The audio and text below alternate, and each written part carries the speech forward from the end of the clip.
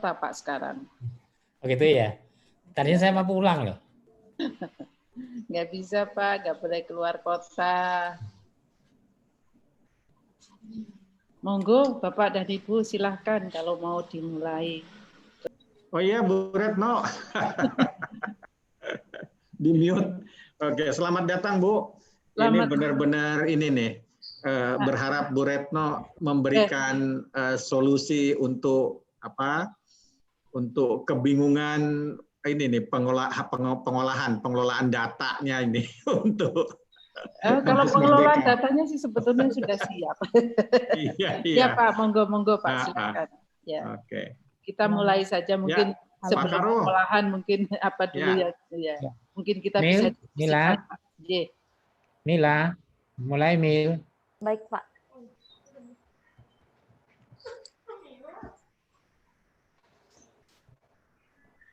Langsung dimulai aja Bapak, mohon maaf.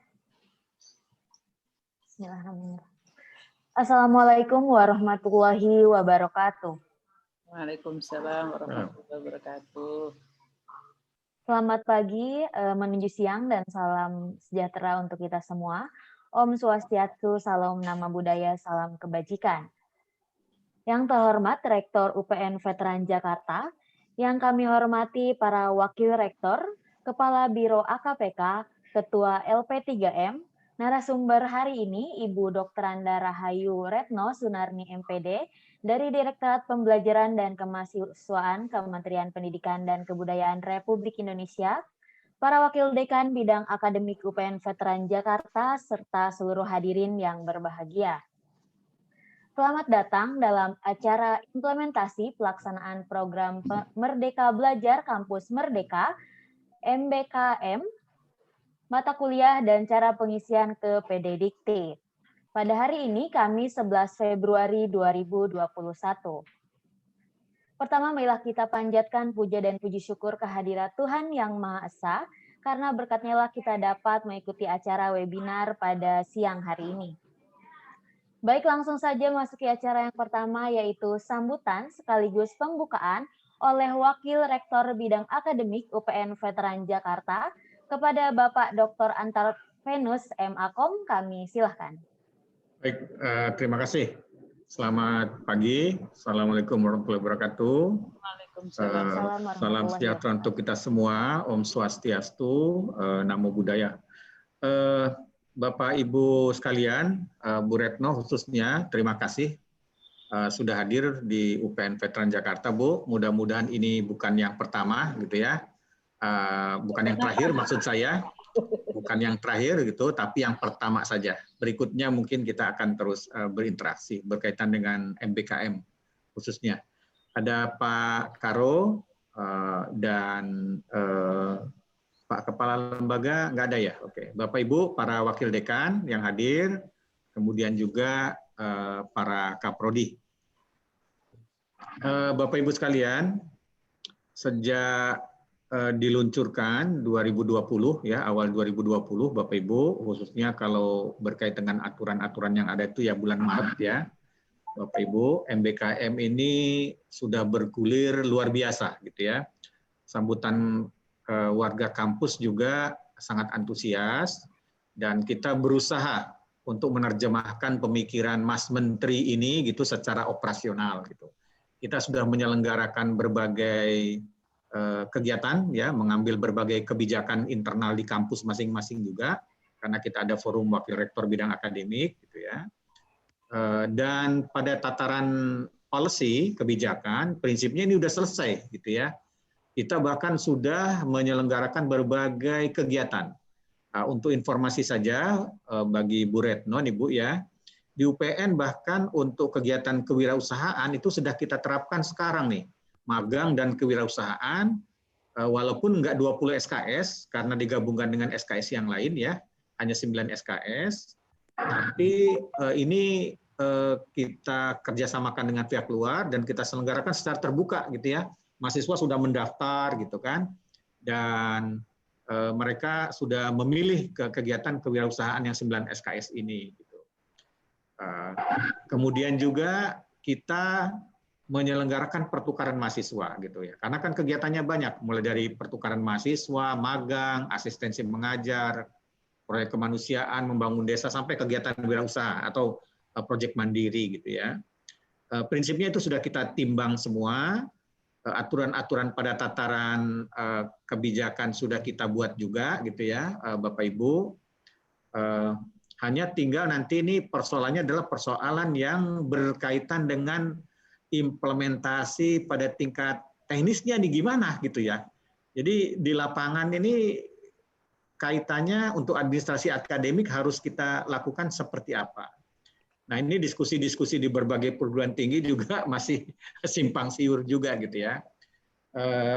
Ambil contoh kalau misalnya kita untuk pertukaran pelajar atau pertukaran mahasiswa tidak ada masalah kalau kaitannya dengan misalnya hanya bertukar mata kuliah yang sama. Gitu ya. Kalau mata kuliahnya sama, nggak ada masalah, kita udah jalan. Tinggal nanti nilai dari sana kita masukkan, gitu ya, dalam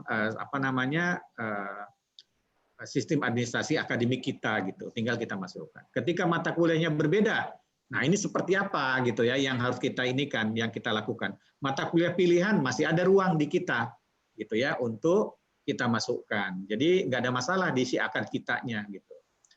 Dan ke PDDikti juga kalau mata kuliah pilihan, insya Allah nggak ada masalah juga. Tapi kalau kaitannya, tapi kita ingin mendapatkan penjelasan yang lebih rinci, yang lebih operasional gitu, yang lebih teknis gitu, berkaitan dengan masalah sistem administrasi akademik ini. Pelaporannya kira-kira seperti apa. Dan misalnya gini, untuk Permatasari sekarang, kita kemarin semester ini sudah menyelenggarakan Permatasari, pertukaran mahasiswa Nusantara sistem alih kredit. Karena ini kampus merdeka, jadi mahasiswa ini Bu Retno ya, ngambil mata kuliahnya apa saja gitu kan. Sampai ada yang teknik kemarin tuh ngambilnya kuliner, bagaimana ini gitu ya. Jadi itu yang diinikan oleh Pak Karo kemarin ya, ada kuliner gitu ya dan sebagainya. Nah itu kata dekannya kita ini kan ya mungkin diganti aja lah, dicabut. Gantikan dengan mata kuliah yang mungkin berdekatan lah gitu kan.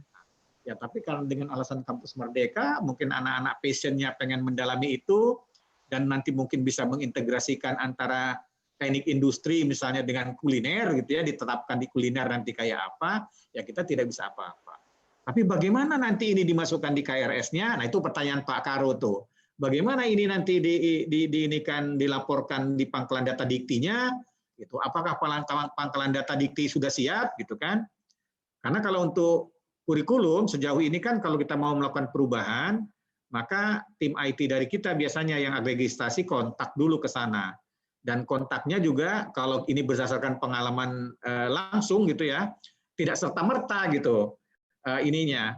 Jadi kalau udah melibatkan sistem interaksi yang padat seperti sekarang, saya tadinya berpikir PDDikti sudah menyiapkan ini ya Bu Retno ya. Jadi sistem komunikasi kayak pelayanan pelanggan gitu loh, kayak kalau Telkom atau di Grapari atau apa yang berjejer orang gitu ya, atau di bank gitu ya, dengan telepon yang siap menjawab gitu kan pertanyaan-pertanyaan gitu. Ternyata sistemnya tidak seperti itu gitu kan. Jadi kadang-kadang universitas jadi kebingungan gitu ya, kaitannya bagaimana ini secara administrasi akademik harus dilakukan. Yang paling penting sederhananya sebetulnya begini Bu Retno, ini mahasiswa kan mulainya mengambil mata kuliah di KRS. Nah, penempatan di KRS seperti apa? Selesai perkuliahan KHS keluar, kartu hasil studi. Kartu hasil studinya kalau pada sistem internal bisa kita masukkan, bisa kita inikan. Tapi pada PDDikti seperti apa nanti gitu? Kesiapan PDDikti untuk mengakomodir misalnya dinamika kampus merdeka seperti ini yang kelihatannya sangat ini ya, bisa sangat sangat sibuk gitu ya, hektik gitu. Seperti apa gitu yang ini yang dilakukan. Mungkin kalau sistemnya terbuka sih enak kita ngupload ke PDDikti nggak ada hambatan apa-apa. Tersaru kita meng-create mata kuliah baru, tinggal kita masukkan, kita perbaharui secara internal seperti sister misalnya gitu. Itu kan enak gitu. Tapi kalau misalnya ini harus menunggu ini konfirmasi, validasi, sementara sistem ininya pelayanannya misalnya atau timnya tidak siap 24 jam. Nah, ini kelihatannya ini juga nih jadi bahan diskusi kita juga gitu ya. Terakhir nih yang Kampus Merdeka. Kampus Merdeka juga kaitannya sebetulnya sederhana aja. Kalau sistem di internal kita insya Allah selesai, mereka mau ngambil mata kuliah apa saja, kita bisa, walaupun nanti mungkin perlu dijelaskan ya berkaitan dengan masalah konversi dan ekivalensi, cuma ujungnya tetap ketika ini harus dilaporkan ke Pedidikti seperti apa. Kira-kira itu Bu Retno, ini curhat saja ini sebetulnya banyak kampus ya gitu ya untuk memastikan bahwa semuanya on the right track gitulah. Oh ini gitu ya, dan tidak ada masalah ketika kita mempertanggungjawabkan kepada mahasiswa gitu ya, mahasiswa mata kuliah sudah mereka tempuh gitu. Semuanya lancar dan terekod di sistem administrasi akademik yang terintegrasi dengan Dikti. Terima kasih itu sebagai pengantar. Monggo saya serahkan ke ini ya, ke Pak Karo atau ke Mbak Mila aja ya. Oke, ke Mbak Mila lagi. Terima kasih. Baik, terima kasih Bapak atas sambutannya. Cukup mewakili permasalahan kita di UPN Veteran Jakarta ya Pak. Ya. Baik, demi kelancaran acara pada siang hari ini, marilah kita bersama-sama membaca doa berdasarkan ajaran agama dan kepercayaan masing-masing. Berdoa dimulai.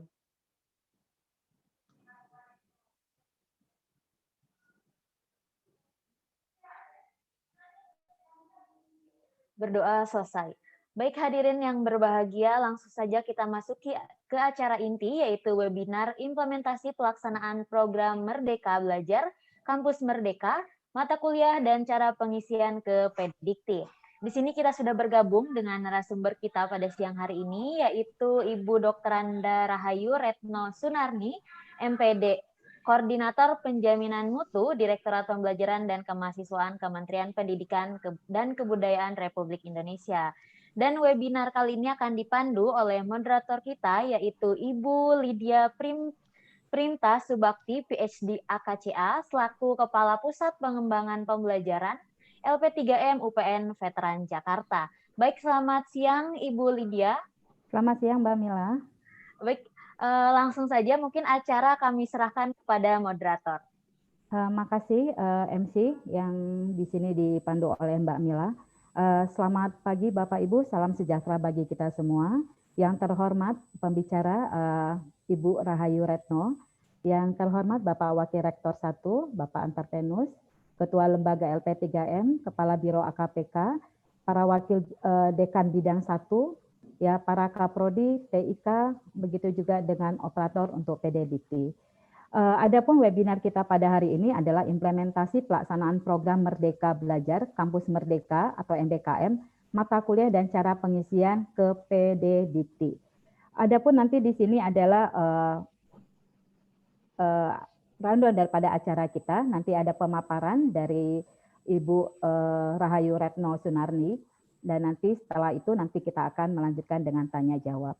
Untuk menggampangkan kita untuk tanya jawab karena pada saat ini cukup banyak yang menghadirin ya, nanti boleh Bapak Ibu chat aja dulu dan nanti saya sebagai moderator akan menyampaikan kepada si pembicara.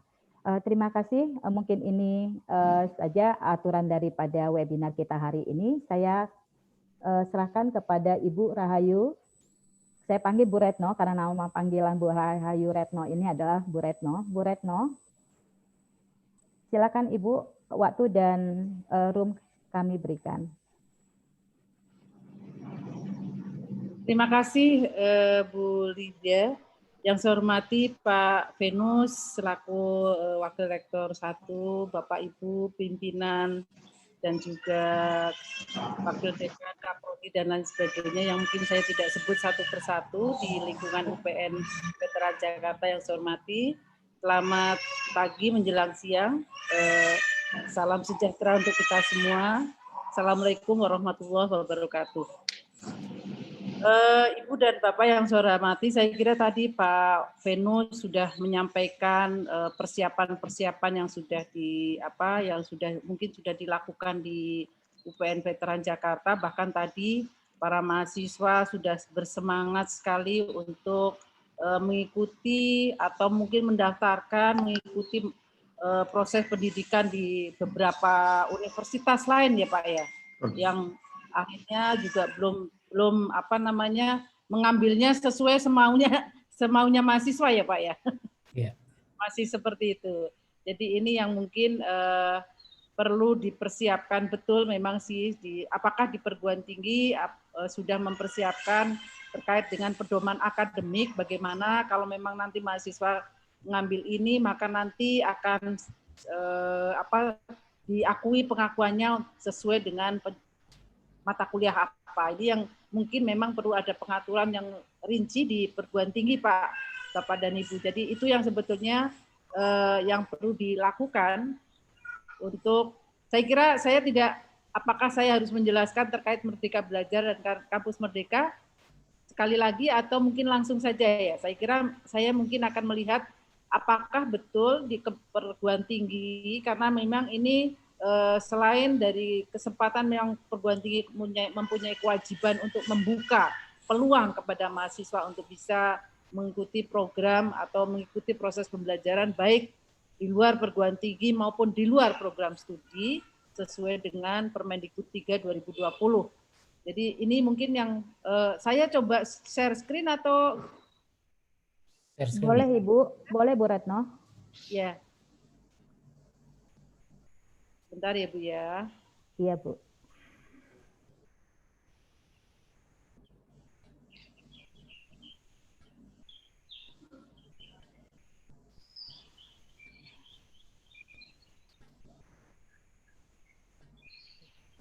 Sebentar.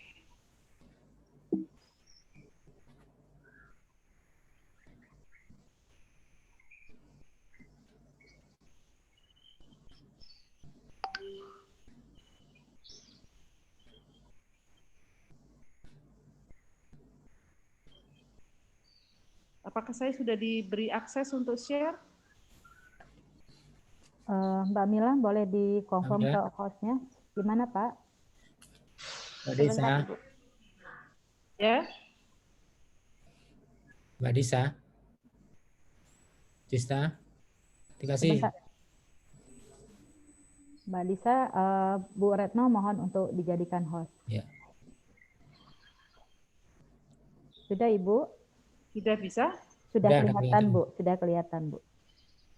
Oke.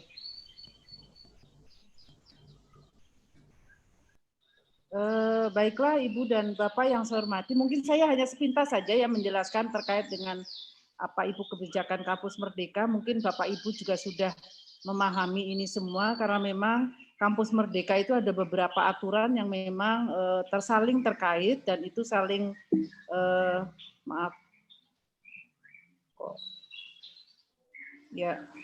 saling terkait. Jadi terkait dengan tadi pembukaan program studi, terkait dengan akreditasi dan lain sebagainya. Bahkan yang terkait dengan kebijakan Kampus Merdeka itu adalah Permen 3 tahun 2020. Jadi saya kira dan ini tentunya membutuhkan tadi karena perguruan tinggi wajib memberikan hak kepada mahasiswa baik itu mengambil SKS sebanyak-banyaknya 2 semester di luar kampus. Jadi ada pembebasan. Ya. Kok cicilan ke kita lagi, Pak? Dan tapi juga maksudnya kok ke kita? Satu semester setara atau di dalam perguruan tinggi itu sendiri atau di luar prodi di perguruan tinggi itu. Jadi saya kira kebijakan ini justru membuat perguruan tinggi memang harus mempersiapkan, makanya diperlukan dosen-dosen sebagai penggerak, di mana dosen ini harus bisa memfasilitasi pembelajaran mahasiswa secara independen. Jadi inilah yang mungkin memang perlu. Jadi mahasiswa tidak bisa mengambil mata kuliah dengan kemauan sendiri tanpa ada pembimbingan dari dosen. Jadi saya kira ini peran dosen pembina akademik dan lain sebagainya ini penting sekali.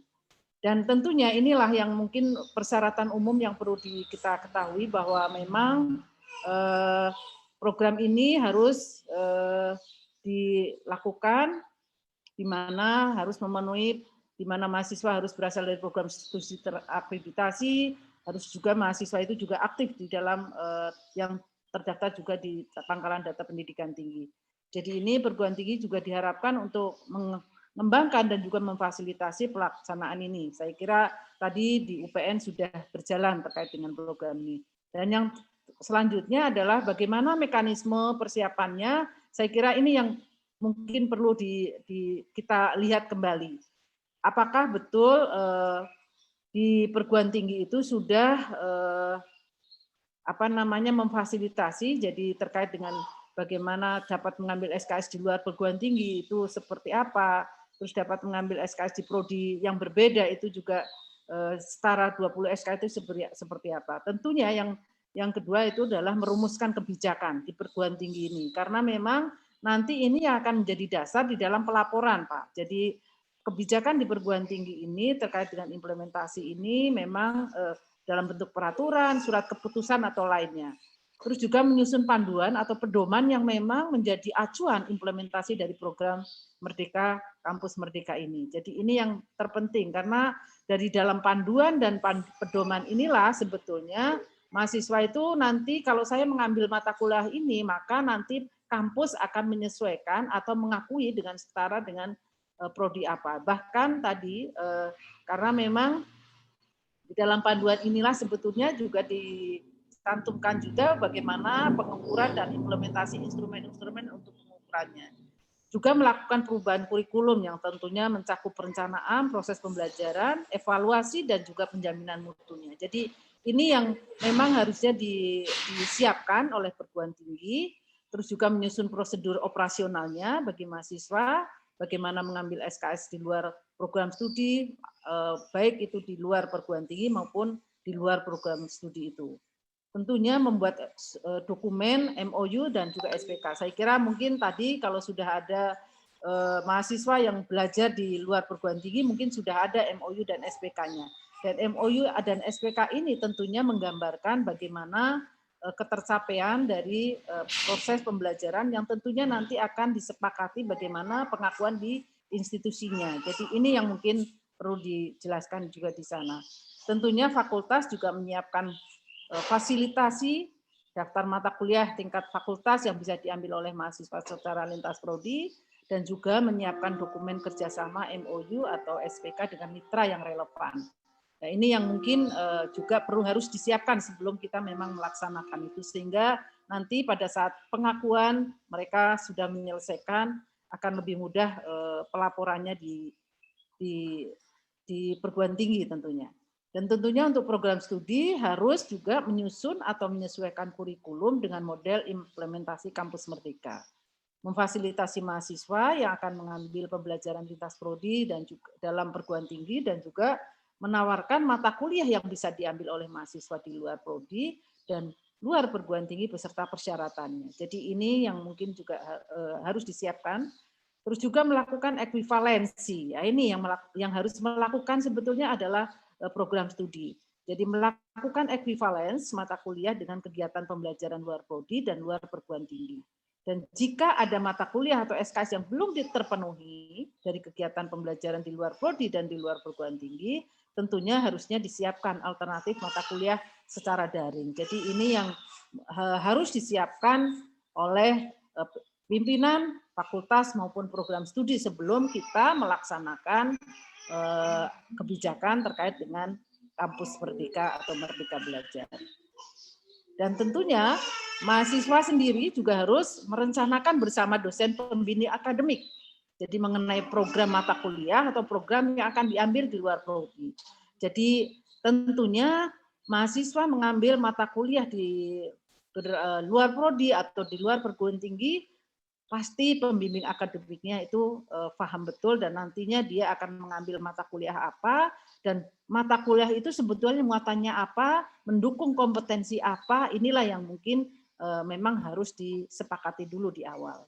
Mendaftarkan program studinya, mendaftarkan program kegiatannya di luar prodi, dan juga melengkapi persyaratan kegiatan di luar prodi, termasuk mungkin ada seleksi bila ada. Dan yang keempat adalah mengikuti program kegiatan luar prodi sesuai dengan ketentuan dan pedoman akademik yang sudah diterbitkan di perguruan tinggi itu. Dan tentunya dari pihak mitra tentunya membuat dokumen kerjasama, MOU atau SPK bersama perguruan tinggi, fakultas, dan juga program studi. Melaksanakan program kegiatan luar prodi sesuai dengan ketentuan dan yang ada di dalam dokumen kerjasama ini. Jadi inilah yang mungkin yang harus disiapkan sebelum kita melaksanakan program tadi, mahasiswa melaksanakan diberi kesempatan untuk bisa belajar di luar prodi maupun di luar perguruan tinggi. Yang selanjutnya tentunya saya kira ini adalah kegiatan-kegiatan yang memang bisa dilakukan oleh mahasiswa. Ada 8 kegiatan yang memang ada di dalam Permendikbud 3 2020 dan tentunya semua kegiatan ini wajib dibimbing oleh seorang dosen atau pengajar. Dan kegiatan yang berada di luar perguruan tinggi asal misalnya magang atau proyek desa dapat diambil sebanyak 2 semester atau setara dengan 40 SKS. Jadi memang semua proses pembelajaran baik itu magang, proyek desa, mengajar di sekolah, pertukaran pelajar, penelitian, kegiatan wirausaha dan lain sebagainya wajib dibimbing oleh seorang dosen atau pengajar dan juga dapat dilakukan semuanya ini wajib dilakukan dibimbing oleh seorang dosen atau pengajar. Jadi ini yang memang harus kita lakukan sehingga kita tahu nanti output dari mahasiswa memperoleh atau mengikuti mata SKS di luar prodi atau di luar perguruan tinggi, pembimbing akademiknya juga tahu sebetulnya dia nanti akan disetarakan dengan kualifikasi seperti apa.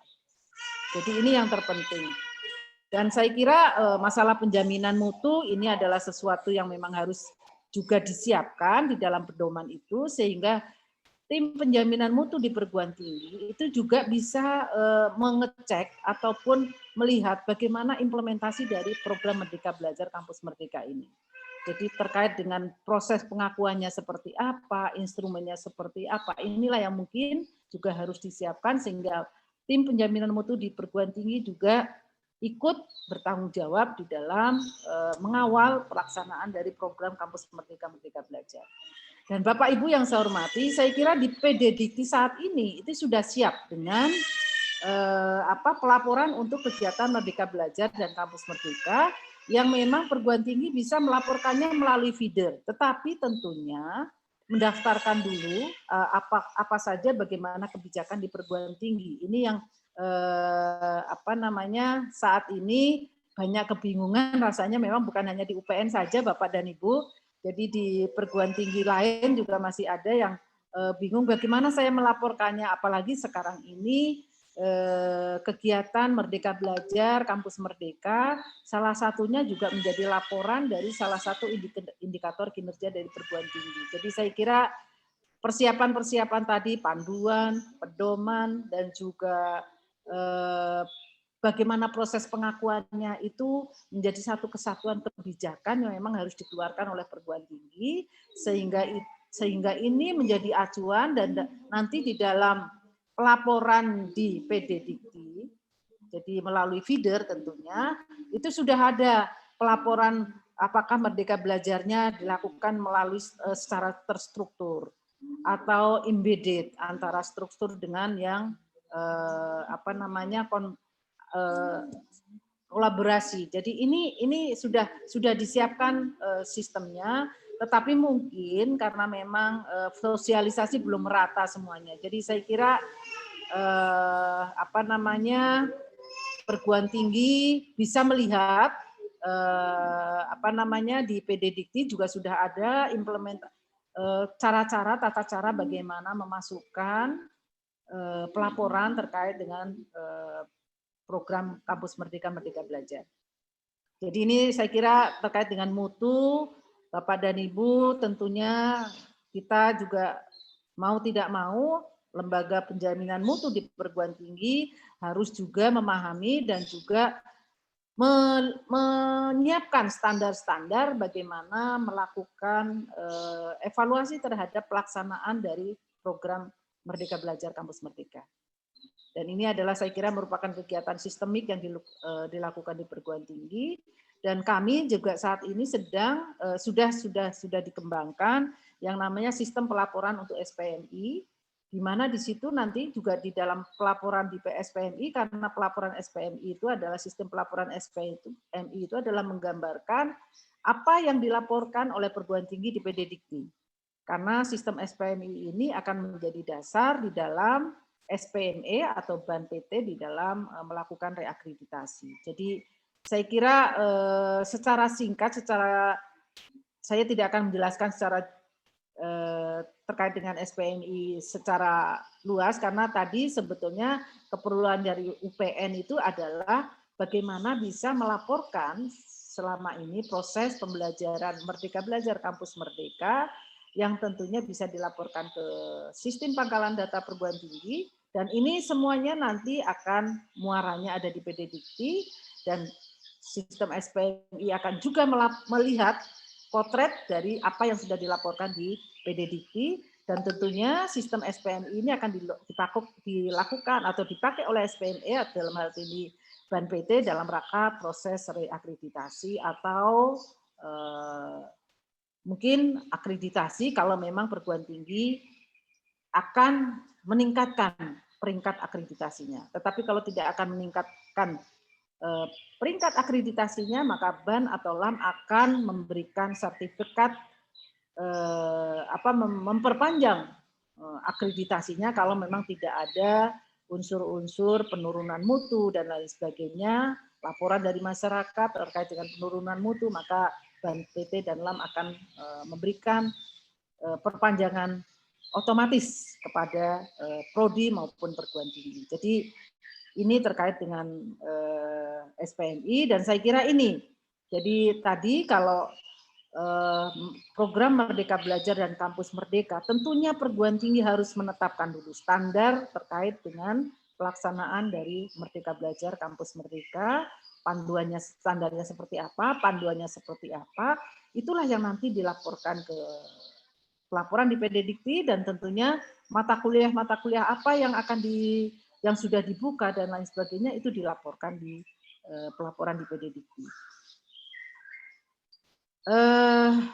Ya, saya kira ini terkait dengan SPMI tentunya harus Kaizen, jadi setiap standar harus menghasil Kaizen, dan juga semua standar ini sehingga terjadi budaya mutu. Jadi PPEPP itu adalah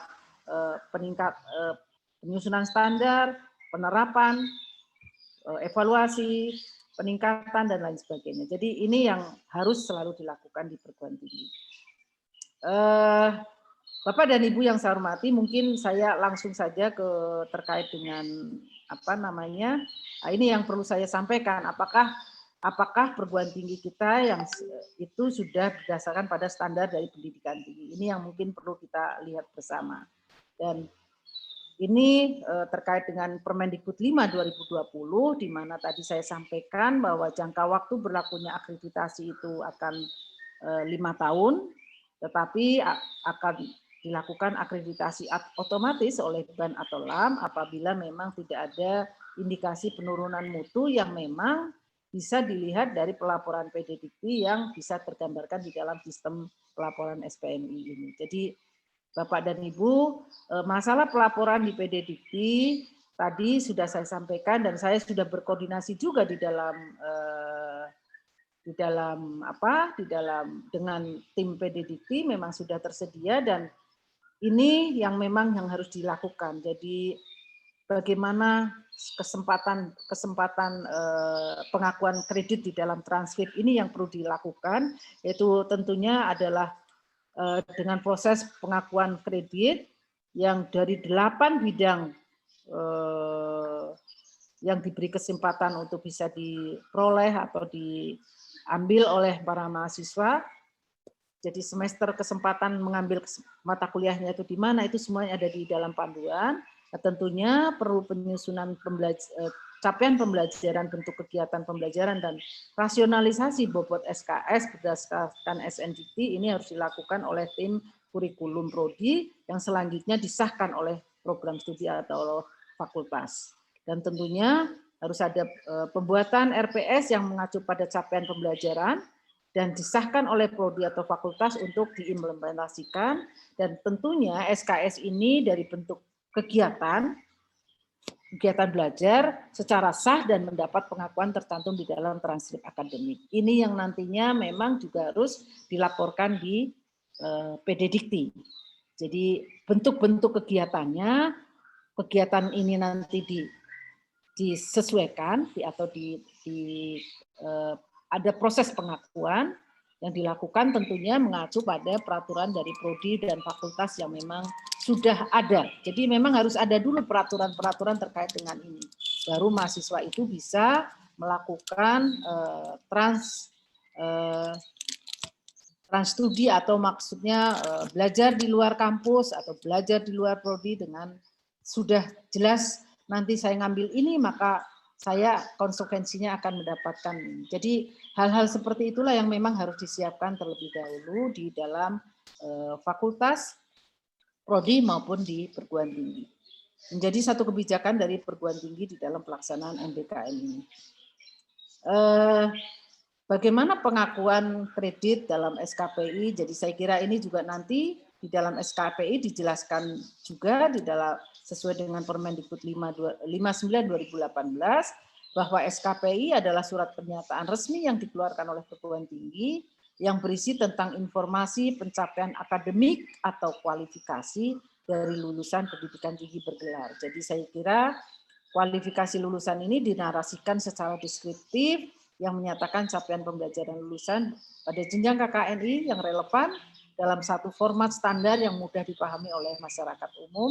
Dan juga SKPI ini bukan pengganti dari ijazah, tetapi bukan juga pengganti dari transkrip, tetapi SKPI ini sangat mendukung penerapan KKNI serta pengakuan penyetaraan kualifikasi antar negara. Jadi saya kira proses tadi yang sudah ada di dalam panduan dan juga di dalam standar yang ditetapkan oleh pimpinan perguruan tinggi terkait dengan program Kampus Merdeka Merdeka Belajar, tentunya nanti akan juga dijelaskan di dalam SKPI.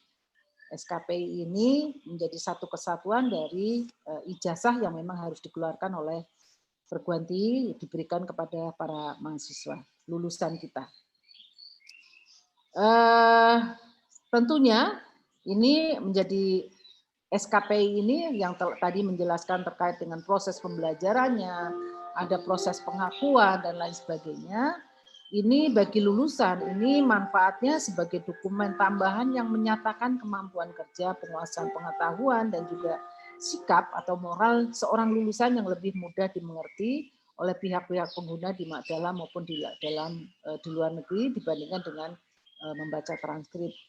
Yang kedua adalah sebagai penjelasannya objektif dari prestasi kompetensi pemegangnya. Yang ketiga juga meningkatkan kelayakan kerja terlepas dari kekakuan dari jenis dan jenjang program studi.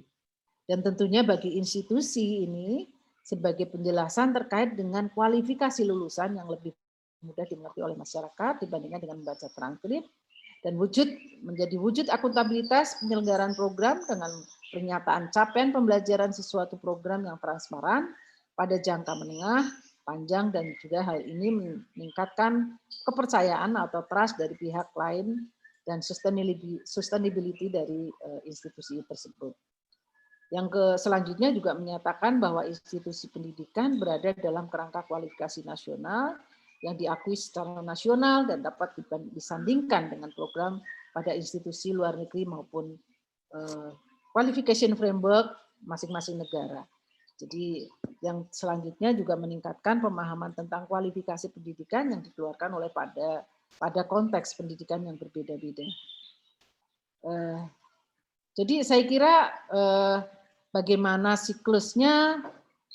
Jadi tentunya memang mau tidak mau karena ada program ini, kurikulum pasti harus ada reorientasi atau ya pasti ada revisi dari kurikulum ini untuk bisa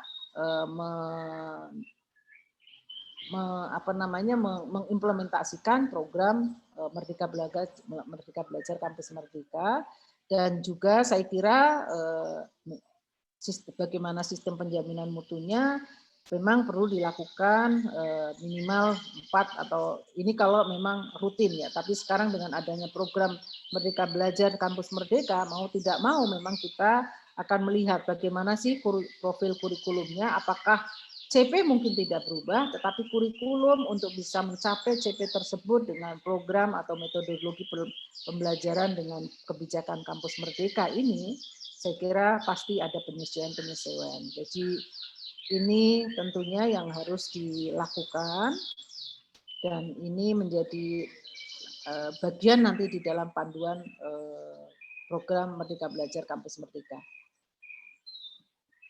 Jadi tentunya evaluasi kurikulum itu ada formatif sumatif. Saya kira Bapak dan Ibu dari LPM, Lembaga Penjaminan Mutu sudah sangat paham terkait dengan ini dan bagaimana pengendaliannya dan lain sebagainya. Ini juga perlu kita lakukan terus dan ini nanti juga masalah pelaporan pelaksanaan evaluasi SPMI dan lain sebagainya itu nanti akan juga harus dilaporkan di PDDikti. Karena memang tadi akreditasi itu kan melihat bagaimana proses penjaminan mutunya juga di perguruan tinggi. Jadi saya kira tentunya kita harus melihat bagaimana siklusnya menyusun kurikulum ini sebagai penyesuaian dari program ini. Jadi tentunya kita melihat bagaimana penetapan visi dan visi misinya, landasan filosofis maupun sosiologis dan lain sebagainya. Dan juga tentunya melihat analisis kebutuhan sosial dan lain sebagainya, dan juga menetapkan profil dari lulusan itu sendiri. Tentunya ada perencanaan, perancangan, pengembangan, pelaksanaan, dan evaluasi yang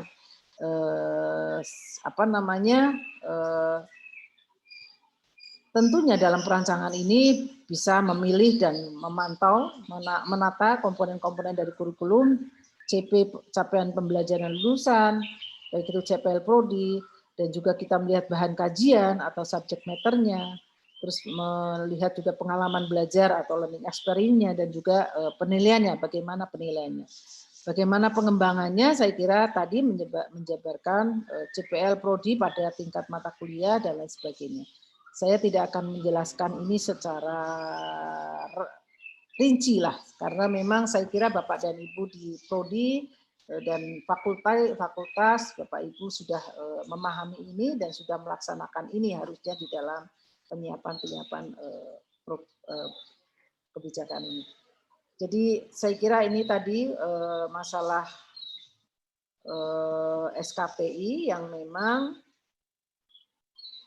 ini sistem penjaminan mutunya pun harus berjalan sesuai dengan kebijakan dari Kampus Merdeka ini. Jadi saya kira Bapak dan Ibu, sistem penjaminan mutu SPMI yang dulu kita menggunakan masih Permen 62, tetapi kita saat ini dengan adanya beberapa kebijakan Kampus Merdeka, di mana diantaranya adalah Permen 3 2020, maka sistem penjaminan mutu pun itu juga akan menyesuaikan dengan kebijakan-kebijakan dari Kampus Merdeka ini. Jadi ada Permen 3 menjadi acuan di dalam penyusunan standar, begitu juga Permen 5 tentang akreditasi, dan juga sistem penjaminan mutu yang memang saat ini juga sedang dalam proses harmonisasi Permen 62, Permendikbud Dikti nomor 62 tahun 2016, yang saat ini sedang proses harmonisasi di Kumham, yang tentunya kita juga sudah mengadop bagaimana kebijakan Merdeka Belajar Kampus Merdeka di dalam standar isi dan standar proses yang ditetapkan oleh perguruan tinggi. Ini yang juga harus ditetapkan dan disiapkan untuk bisa menjadi acuan di dalam penyelenggaraan sistem penjaminan mutu SPMI di perguruan tinggi. Bapak dan Ibu, dan ini saya kira yang memang jadi pelaporan semua proses dilakukan melalui PDDikti, dan PDDikti ini akan menjadi sumber informasi untuk bisa mengeluarkan PIN, dan tentunya menjadikan alat juga untuk sivil, yaitu sistem verifikasi ijazah secara elektronik, Begitu juga untuk SPMI. Jadi pelaporan SPMI pun nanti melalui PDDikti yang nanti akan bisa dicek, dilakukan evaluasi melalui sistem SPMI atau sekarang ini rumahnya itu ada di SPMI kemdikbud.go.id yang memang dalam waktu dekat kita akan sosialisasikan ke perguruan tinggi. Dan tentunya sistem SPMI ini akan menjadi dasar yang merupakan mock up dari PDDikti, pelaporan yang ada di PDDikti akan dilihat di SPMI dan ini menjadi acuan dari SPME atau tim akreditasi dalam melakukan reakreditasi. Jadi itu yang perlu saya sampaikan dan perlu Bapak Ibu saya tambahkan bahwa pelaporan, semua pelaporan mengenai Merdeka Belajar Kampus Merdeka di laman PDDikti atau di sistem PDDikti sudah tersedia, tetapi bagi perguruan tinggi memang nanti melakukan pelaporannya melalui feeder. Jadi ini yang mungkin sebagai tambahan dari informasi yang saya sudah koordinasikan dengan tim PDDikti yang dalam waktu dekat mungkin akan disosialisasikan ke PTN. Kalau semua PTS rasanya sudah disosialisasikan, tapi yang ke PTN yang belum. Jadi memang ini yang banyak menjadi pertanyaan dari perguruan tinggi, itu juga banyak perguruan tinggi PTN yang menanyakan bagaimana pelaporan terkait dengan kebijakan Merdeka Belajar Kampus Merdeka. Tetapi yang utamanya sebelum melaporkan hal ini adalah tadi, jadi panduan, kebijakan itu harus tergulir dulu dari perguruan tinggi sehingga mahasiswa pada saat menggunakan kesempatan ini untuk belajar baik di luar prodi maupun di luar kampus itu menggunakan aturan-aturan akademik, aturan-aturan yang ada yang sudah ditetapkan oleh perguruan tinggi. Ini yang terpenting karena itu menjadi dasar nanti juga di dalam pelaporan di PDDikti melalui feeder. Saya kira itu yang perlu saya sampaikan. Jadi dan pelaporan PDDikti, pelaporan melalui feeder PDDikti tentunya ini yang mungkin juga perlu kerjasama yang baik antara tim PDDikti di perguruan tinggi dengan prodi, fakulti dan tim SPMI di perguruan tinggi. Jadi kami nanti Bapak Ibu tim SPMI di perguruan tinggi akan diberi juga akses untuk bisa melihat sistem SPMI, pelaporan SPMI yang sedang kami dalam waktu dekat akan kami sosialisasikan sehingga tim SPMI di perguruan tinggi bisa melihat apa sih yang dilaporkan oleh tim oleh perguruan tingginya di PDDikti. Dan ini akan menjadi acuan di dalam evaluasi karena kementerian memiliki hak, mempunyai tugas untuk melihat apakah perguruan tinggi sudah melampaui atau memenuhi standar nasional pendidikan tinggi. Ini yang memang ke depan jadi akreditasinya diperlonggar 5 tahun tidak perlu harus mengajukan apa-apa. Perguruan tinggi cukup melaporkannya melalui PDDikti, tetapi tim SPMI dan juga tim kementerian itu bisa melihat pelaporan apa saja yang sudah dilakukan oleh perguruan tinggi di PDDikti bisa melalui sistem SPMI tadi. Jadi ini yang saling terkaitnya antara pelaporan seluruh pelaporan kebijakan di perguruan tinggi yang memang akan dimuat di PDDikti dan juga di sistem SPMI untuk bisa nantinya menjadi dasar di dalam proses sertifikasi atau reakreditasi yang dilakukan oleh BAN atau LAM yang memang perguruan tinggi tidak ingin akan meningkatkan peringkat akreditasinya. Jadi ini yang terpenting. Mungkin itu yang bisa saya sampaikan. Mungkin saya lebih akan membuka lebih baik mungkin diskusi supaya Bapak dan Ibu, saya sebetulnya informasi apa yang sebetulnya diperlukan. Karena mungkin saya kurang pas tadi memberikan penjelasan, tetapi mungkin ada informasi-informasi apa yang diperlukan supaya Bapak dan Ibu nanti di dalam pelaksanaan kebijakan MBKM ini sejalan dengan apa aturan-aturan yang harus dilakukan. Terima kasih, saya kembalikan kepada Ibu Moderator. Terima kasih Bu Retno. Sekarang kita masuk ke sesi yang kedua, yaitu tanya jawab. Ya, silakan Bapak Ibu, karena saya lihat chat ini belum ada yang menulis pertanyaan. Mungkin nggak apa-apa, kita lakukan secara langsung saja. Ada pertanyaan Bapak Ibu, karena waktu kita yang diberikan oleh Bu Retno masih ada 1 jam lagi. Ibu, izin boleh slide yang tadi di-share di chat, Bu, karena banyak sekali peserta yang meminta. Ya. Makasih, Boleh. Bu Retno. Ya.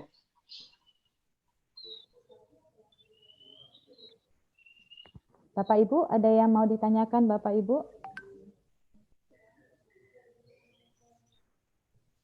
Dari sana deh.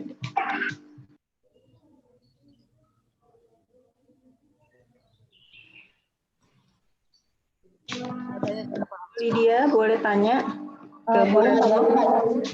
Baik. Assalamualaikum Bu Retno, boleh bertanya Bu, izin bertanya. Ya.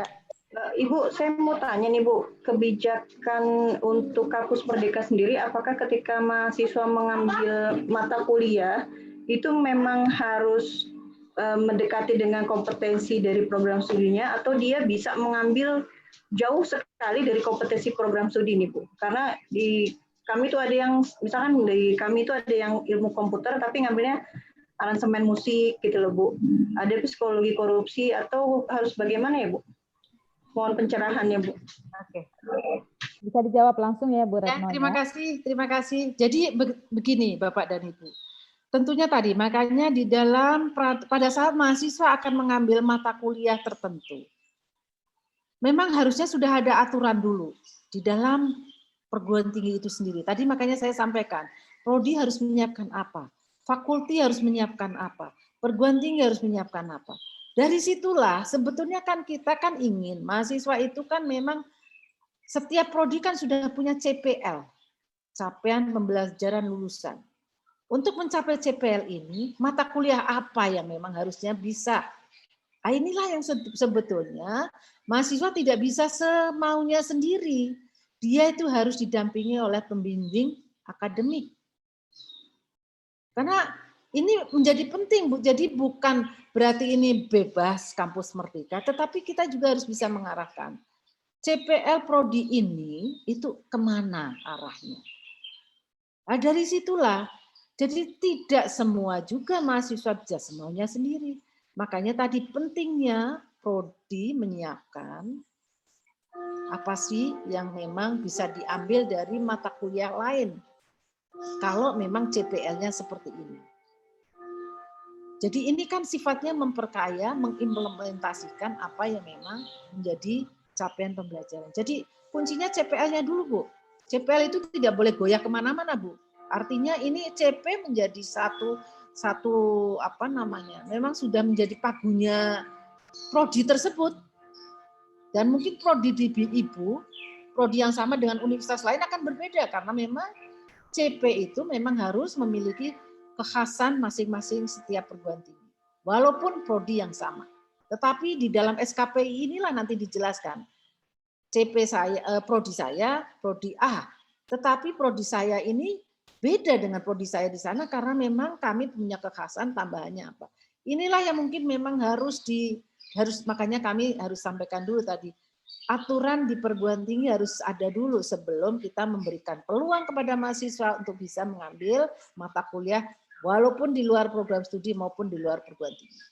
Dan kalau memang tadi ada proses mahasiswa diberikan peluang untuk bisa mengambil mata kuliah di tempat lain. Itu kan pasti ada namanya proses MOU atau kerjasama. Ya. Nah, dari situlah juga harus diketahui. Anda mau ngambil mata kuliah ini di sana. Kompetensinya apa sih yang dari CP tadi? Jadi ini yang mungkin memang perlu harus disiapkan. Jadi tidak semena-mena juga mahasiswa bisa mengambil semau apa dia inginkan. Tetapi harus ada pembimbing akademik, pengajar yang memang harus mendampingi sehingga kompetensi yang dia memang harusnya dia peroleh dari prodi itu didapat. Kecuali kalau yang lain itu di luar profesi, kalau memang CP-nya dia sudah memenuhi semua, dia mau ngambil kompetensi lain, itu lain persoalan. Tetapi untuk memenuhi CP ini harus clear dulu. Ini yang mungkin harus disiapkan, Bu. Mungkin itu sebagai informasi dari kami. Terima kasih. Terima kasih Bu Retno. Mbak Yuni ada pertanyaan lagi, Mbak Yuni, apa sudah Baik, terima kasih Bu Retno. Nah, berarti kan kalau MBKM ini juga kalau ada mahasiswa yang memang tidak mau keluar ini berarti memang diperbolehkan juga ya, Bu? Sangat boleh. Itu kan kebijakan itu kan hanya diberi peluang. Perguruan tinggi harus memberi peluang. Tapi kalau mahasiswa itu tidak mau ngambilnya nggak apa-apa. Berarti dia sangat enjoy dengan di UPN, begitu Bu. Baik, terima kasih Bu Retno. Terima kasih Bu Retno. Untuk Bapak Ibu sekalian, ada lagi yang mau ditanyakan?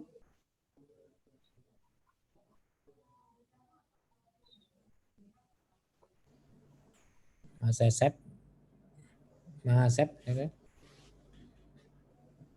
Silakan.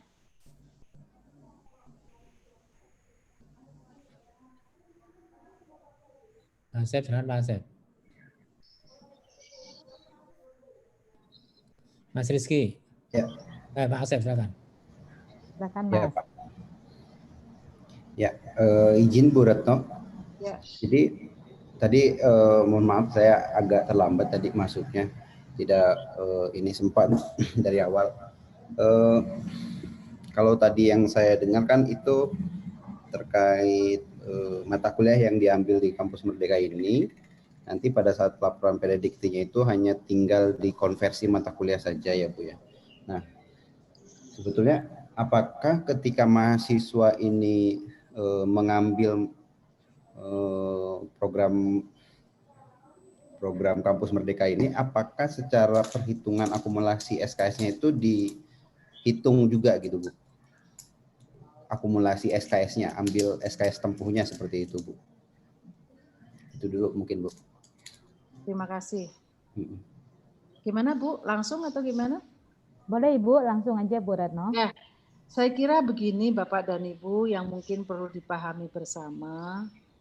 Jadi masalah pengakuan SKS, pengakuan mata kuliah, itu harus clear di perguruan tinggi itu.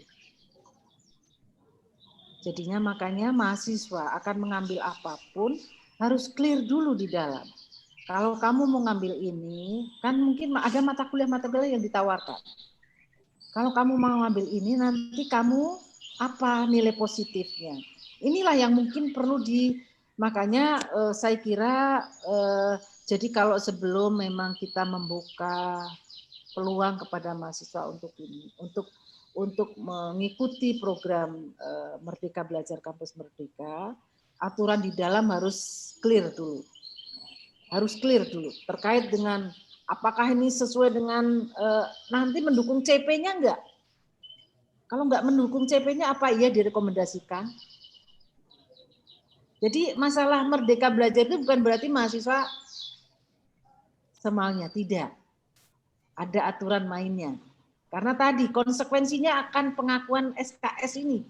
Dia sudah mengambil mata kuliah ini, tiba-tiba lapor. Loh, saya ambil mata kuliah ini, tiba-tiba lapor. Siapa yang memberi rekomendasi? Terus sudah tahu nggak konsekuensinya kalau asal ngambil? Kan itulah yang sebetulnya harus disiapkan dulu. Jadi di fakultas, di prodi harus menyiapkan dulu. Sampai sistem penjaminan mutunya. Sistem penjaminan mutunya itu artinya bagaimana nanti tim SPMI bisa melakukan evaluasi terhadap pelaksanaan Merdeka Belajar Kampus Merdeka.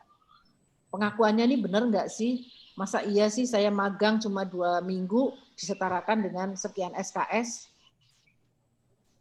Ininya apa itu? Ini kan harusnya dirundingkan oleh seluruh dosen, oleh dosen akademik, dosen pengampunya, terus juga dosen mata kuliah mana yang mau dikorbankan atau mungkin yang relevan dengan itu.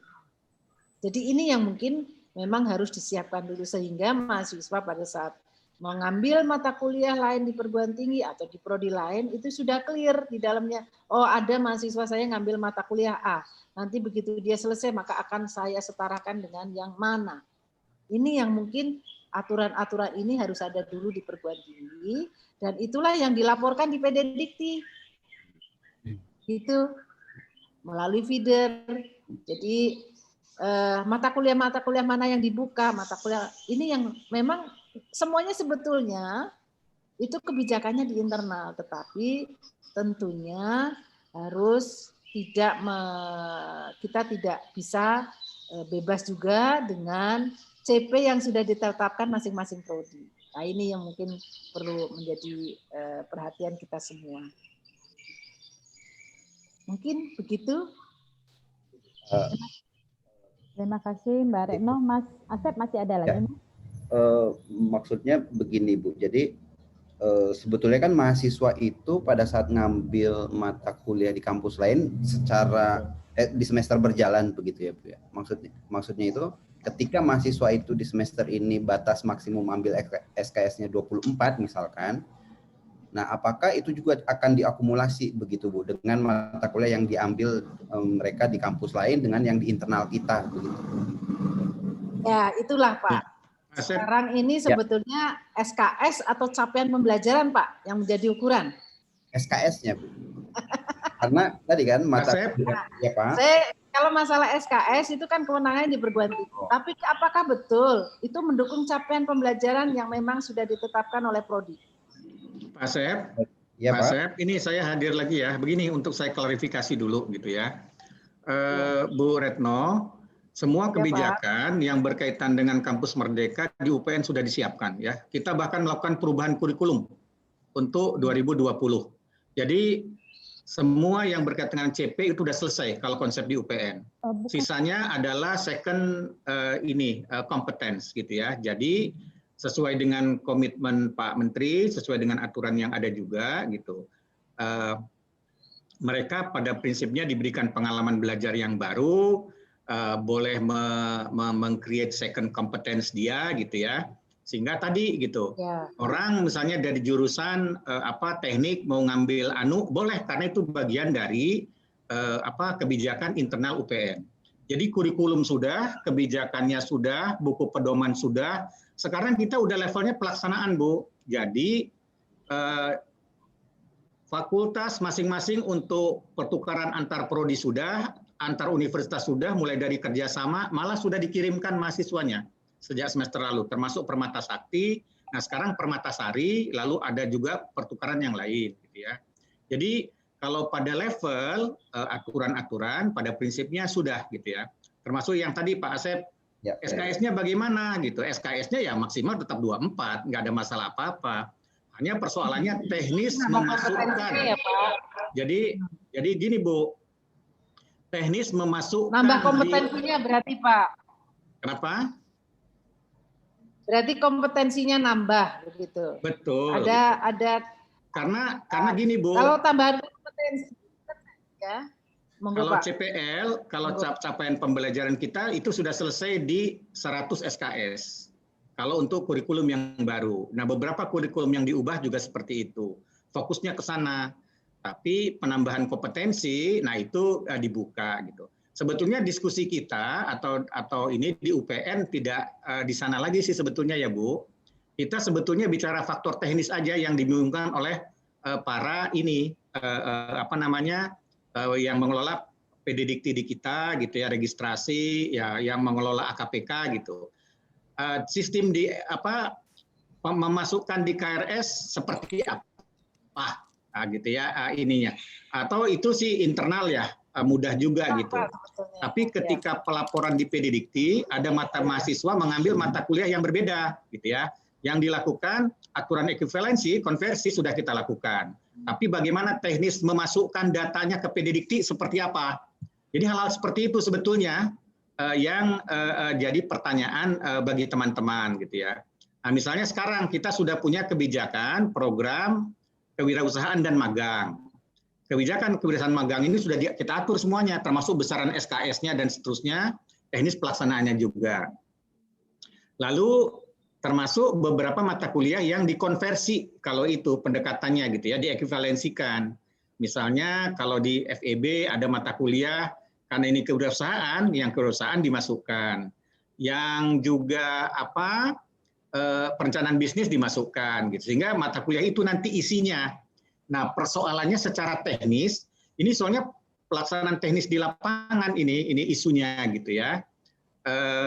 Apakah orang nanti harus memasukkan mata kuliah itu pertanyaan dari teman-teman itu, atau mata kuliah yang dikonversi, gitu. Jadi kan ada sistemnya yang terstruktur dan sistem bebas. Panduan di buku pedoman itu sudah ada, gitu ya. Tapi teknis pelaksanaan di lapangan nanti seperti apa? Nah, itu yang jadi pertanyaan. Misalnya kita mengambil struktur bebas, format bebas, misalnya untuk magang. Berarti nama mata kuliahnya dikonstruksi sendiri. Misalnya latihan membuat proposal 2 SKS, 2 SKS. Nah, nanti itu apakah itu yang akan dimasukkan di ijazahnya, di transkrip nilainya, lalu dimasukkan di KHS-nya ketika dilaporkan ke PDDikti atau apa? Terutama kalau kaitannya Pak Menteri meminta IKU-nya sekarang, karena beberapa kurikulum belum diubah. Bagaimana menyiasati itu, gitu? Jadi faktor-faktor teknis seperti itu yang jadi persoalan, gitu ya. Mana Pak Karo ini? Ini urusannya Pak Karo ini ya untuk memastikan nih, Pak mana itu ininya. Dan teman-teman yang nanti akan berhubungan dengan PDDikti. Itu sih Bu Retno sebetulnya gitu ya. Monggo coba. Ya Pak. Soalnya tadi masih ada beberapa yang bertanya terkait dengan tadi Pak. Jadi saya kira justru ini nanti Bapak Ibu tim PDDikti juga harus disosialisasikan betul sehingga dia karena feeder untuk pelaporan ini sudah disediakan. Tetapi saya kira tim PDDikti yang akan melaporkan terkait dengan proses yang sudah sesuai dengan kebijakan di UPN ini juga harus terinformasi dengan baik Pak supaya dia tidak salah juga melaporkannya. Apabila tadi mungkin Pak, jadi memang ada SKS yang memang SKS-nya sudah sebetulnya dari sisi kompetensi sudah cukup, tetapi dia mengambil mata kuliah tambahan. Mata kuliah yang mungkin itu adalah sebetulnya bukan core kompetensi, tapi itu adalah tambahan. Itu kan bisa masuk di dalam penjelasan di SKPI. Di SKPI tadi, jadi dia juga mengikuti pembelajaran bersekian SKS. Sehingga itulah yang membedakan antara mahasiswa yang satu dengan yang lain. Ada perbedaannya. Jadi di SKPI itu bisa dijelaskan juga Pak tadi Pak. Terkait dengan kompetensi lain yang memang dia peroleh di luar dari kompetensi yang memang sudah ditetapkan di program studi itu. Harusnya masuk di dalam SKPI. Jadi ini yang, karena SKPI ini adalah menjadi satu kesatuan dari ijazah yang tidak bisa tidak dikeluarkan oleh perguruan tinggi. Dan itu menjadi kekhasan dari masing-masing mahasiswa ngambil mungkin ada kompetensi lain yang memang dia peroleh. Jadi masalah pelaporan Pak Venus, saya kira di PDDikti sudah disiapkan Pak feeder untuk itu. Tinggal memang tim PDDikti di perguruan tinggi mungkin harus dikomunikasikan betul terkait dengan kebijakan yang ada di UPN yang sudah ada panduannya. Terkait dengan mata kuliah apa yang memang bisa diambil di tempat lain, bahkan tadi. Jadi saya kira masalah konversi nilainya seperti apa itu sudah ada Pak di feeder. Kalau memang nanti perlu clear dari tim tim PDDikti-nya mungkin bisa berkonsultasi begitu dengan PDDikti di kementerian. Karena memang sudah dibuka Pak Venus, cuma mungkin memang komunikasi atau kebijakan yang ada di UPN dengan tim PDDikti ini juga perlu disosialisasikan lah supaya nggak salah juga dalam melaporkan. Dan saya berharap tim LPM, tim SPMI di UPN mohon bisa ikut memantau karena ini nanti akan tergambarkan di dalam sistem pelaporan SPMI. Karena itu akan mengukur IKU ya Pak Venus ya. Jadi otomatis di dalam sistem SPMI nanti akan bisa terlihat juga Pak apa yang sudah dilaporkan oleh UPN. Nah, kalau memang belum terlaporkan dengan baik, saya berharap tim SPMI di UPN bisa membantu untuk memantau dan juga harus koordinasi dengan seluruh prodi apa yang belum dilaporkan dan sebagainya. Ya, oke. Bu Retno, saya sebetulnya sih pengen yang lain mengeksplorasi nih ya. Tolong ini jangan jadi peserta pasif ini. Hadir ya, ini bukan nama aja ini ya. Tolong ya dieksplorasi faktor-faktor teknisnya gitu ya pelaksanaan. Ya. Jadi termasuk ini apa namanya Bu Retno, ini kan kaitannya dengan pemenuhan SKS kalau kebanyakan mahasiswa ya. Ya. Kalau bagi kurikulum yang baru, kita ini sudah ada 2 kurikulum. Kurikulum yang baru itu 2020. Itu memang kita sudah mengatur CPL udah selesai di 100 SKS. Sisanya mengakomodir memang MBKM. Sehingga mata kuliahnya bisa bebas dan memasukkannya lebih mudah. Ininya gitu ya. Jadi kita ngambil mata kuliah apa di luar, apapun mata kuliahnya sebagai second competence kita masukkan di situ. Karena filosofinya memang seperti itu gitu. Jadi kita masukkan nggak apa-apa. Kebijakan di UPN seperti itu. Yang jadi persoalan karena ini sudah masuk IKU kan kita selenggarakan lebih cepat. Kurikulumnya masih kurikulum lama. Kurikulum lama ini CP-nya kemana-mana gitu kan ininya. Artinya dia tersebar gitu kan, tidak seperti kurikulum yang baru.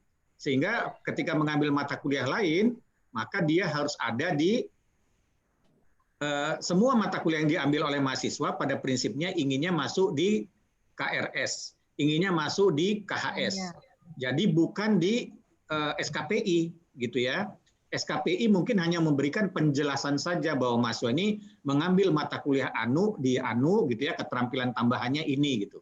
Tapi SKS yang dia ambil seperti misalnya sekarang ini apa namanya kewirausahaan 9 SKS. Nah, 9 SKS itu ya kita masukkan di ininya di KHS, di transkrip nilai. Nah, jadi di kartu hasil kemajuan kartu hasil studinya, lalu di transkrip nilai dimasukkan itu yang ini, yang 9 SKS itu. Ya, melebihi SKS yang seharusnya berarti ya Pak? Tidak juga ya, itu yang jadi persoalan. Kita pertama bisa menambah SKS, mahasiswa keberatan, inginnya mahasiswa SKS yang ada itu dikonversi atau diekuivalensi gitu. Kalau diekuivalensi berarti kan yang ditulis adalah mata kuliah yang ada sebagai hasil ekuivalensi. Ya, betul, Pak. Cuman itu tidak bisa terlacak ketika kita mengidentifikasi transkrip. Bagaimana cara mengatasinya gitu? Memang betul. Di transkrip misalnya kita ngambil kewirausahaan, lalu kita ekuivalensi misalnya kalau di teknik misalnya apa itu elektro, ada 3 mata kuliah. Mata kuliah itulah yang dicantumkan di KRE, di transkrip nilai. Ya, betul. Nah, identifikasinya itu kan tidak ada, terpaksa di SKPI kita menjelaskannya gitu kan, seperti itu. Tadinya sih inginnya kita strukturnya struktur bebas, kita ngambil mata kuliah kewirausahaan, di kewirausahaan itu diajarkan 5 tahap bagaimana menjadi wirausaha sukses, itu yang kita masukkan. Kalau 10 SKS, 2 SKS, 2 SKS, 2 SKS. Tapi nama itu yang kita masukkan. Nah, gitu ya di PD Dikti-nya. Nah, akan jadi persoalan enggak ya dengan feeder yang ada itu gitu. Kalau aturan di internal udah selesai, kita bisa. Kita masukkan itu bisa gitu ya dengan format bebas, yang form bebas itu gitu ya. Nah, tapi ketika masuk PD Dikti, apakah ada persoalan atau enggak? Nah, itu pertanyaannya kira-kira, Bu. Ya, memang betul Pak. Jadi artinya yang ini bagi mahasiswa yang sudah semester berapa itu Pak ya kalau kayak gitu ya? Di atas semester 4 sih Bu di kita ya. Di atas semester 4 ya. Artinya memang kurikulumnya sudah terbangun lama dan situ sudah terlaporkan di PD Dikti dan lain sebagainya ya Pak ya. Nah betul, bagaimana menginikannya itu, menyiasatinya. Lah ini yang memang tadi Pak, ini memang menjadi persoalan untuk yang sudah semester 4 ke atas, di mana kurikulumnya sudah established di PD Dikti. Nah, ini mungkin nanti melalui feeder Pak, jadi saya kira apakah itu bisa dilakukan perubahan. Jadi ini yang sangat harusnya sih bisa sih Pak, karena dengan kebijakan yang saat ini kan harusnya sih bisa dilakukan. Tapi memang ini adalah persoalan-persoalan yang memang, tapi rasanya sih bisa sih Pak. Tapi harus ada aturan memang Pak tadi dari ada perubahan kurikulum sehingga mau tidak mau, tetapi tidak merubah CP-nya ya Pak ya, artinya Tidak, Bu, tidak. CP-nya tetap terlampaui. Iya. Itu Iya. yang penting Pak, karena Betul. perusahaan teknik kalau terus ngambilnya wirausaha 9 SKS, apa nantinya jadinya tekniknya capaian pembelajaran untuk prodi teknik itu sudah tercapai atau belum karena pengurangan 9 SKS untuk bidang yang lain. Ini yang mungkin Ya. perlu dijelaskan Pak, mungkin Pak. Ya. Kalau itu sih kelihatannya, Bu, kalau yang itu mereka alokasinya mata kuliah pilihan atau menambah SKS, gitu ya. Jadi tidak mengubah CP yang ada, jadi mata kuliah pilihan yang diinikan. Yang jadi persoalan, Bu, ya tadi itu aja. Kalau urusan di internal UPN, prinsipnya selesai. Kita bisa buat kebijakan apapun gitu ya, selesai. Cuman ketika ini dilaporkan ke PDDikti, support sistem di PDDikti ini gitu ya, kita mau melaporkannya ini loh, karena yang ditempuh ini. Sudah mencoba melihat feedernya belum? Oke, itu Pak Asep dengan Pak Karun nih kelihatannya ya. Ya. Itu kan coba Dilihat di Asep, feedernya. Coba rasanya kan di feeder itu ada 3 pilihan juga Pak. Ada yang terstruktur, ada yang bebas, ada yang modified. Jadi ini yang mana yang mau dipilih? Tergantung dari perguruan tingginya. Iya. Jadi Monggo Pak Asep tuh coba Pak Karun. Izin di share Pak. Iya, silakan Pak. Nanti kekurangannya apa bisa dikritisi.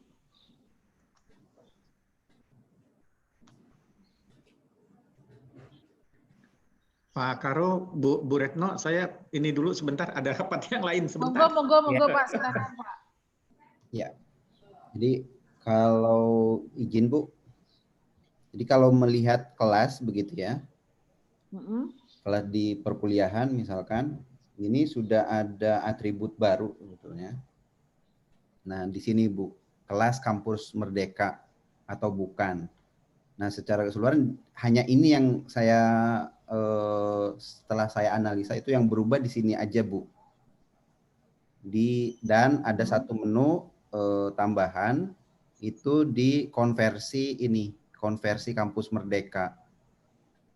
Nah ini pun tidak ada tambahnya begitu, belum tahu juga ini ngambilnya dari mana, kita ngesingnya pun juga harus kemana begitu Bu. Jadi memang ini kan internal perguruan tinggi ya Pak yang melaporkan. Ya, betul Bu. Jadi kebijakannya sesuai dengan internal perguruan tinggi itu Pak.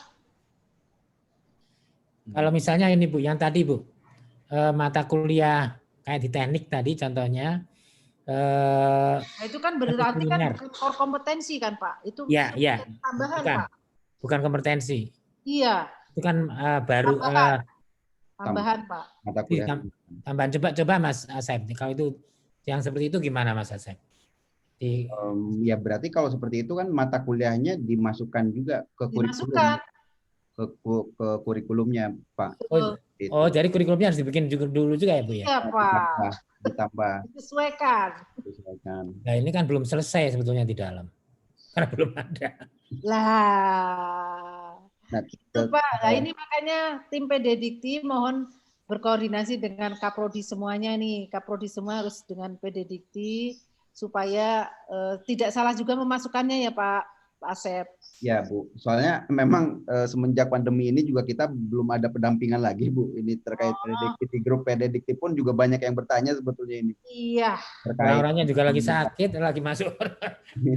Siapanya yang sakit? Terkait itu si Pranova, si Anu masuk semua. Iya, betul Pak. Tadi saya sudah komunikasi dengan Mas Nova. Ya. Tapi saya kira nanti dalam waktu dekat Februari ini untuk PTN akan kita sosialisasikan ya Pak ya, terkait dengan ini. Tetapi yang jelas saya kira jadi seluruh prodi, seluruh fakulti mungkin juga bisa memberikan masukan terkait dengan pelaporan di PDDikti supaya Pak Asep ini juga tidak salah melaporkannya. Saya kira gitu ya Bapak Ibu. Ya.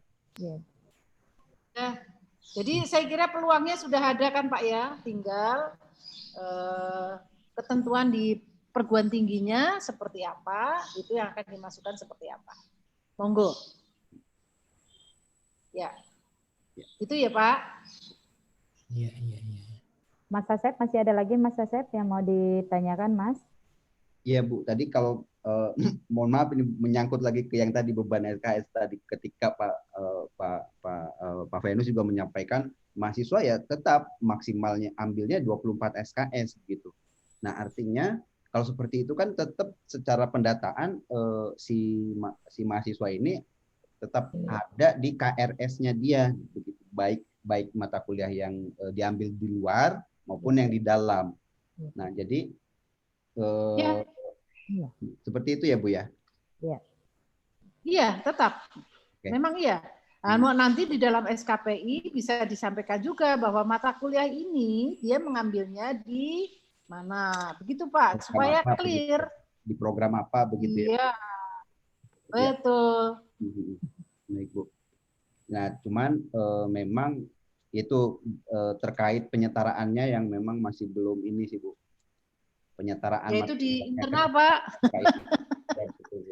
Di internal Pak. Itu kan harus dengan pembimbing akademik dan dosen pengampunya bagaimana? Ya. Itu ya Pak. Baik Bu. Tapi tadi berarti benar ya Bu ya, tetap dimasukkan ke dalam KRS-annya berarti ya, tetap ya Bu ya. Iya, ya memang gimana?